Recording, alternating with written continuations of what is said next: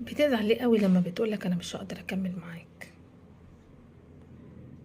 ما لقيتش فيك اللي انا بدور عليه.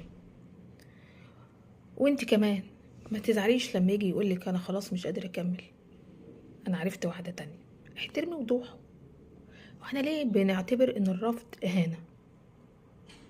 الرفض مش اهانة ولا بيقلل منك. ليه دايما الانفصال في العلاقات بيبقى جريمة، بينتهي بحروب وفضايح ومحاكم، واحيانا جريمة؟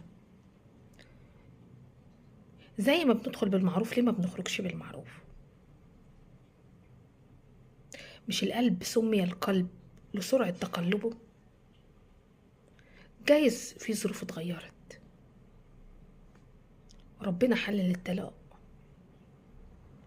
هو صحيح قال أبغض الحلال، لكن هو مش نهاية الدنيا.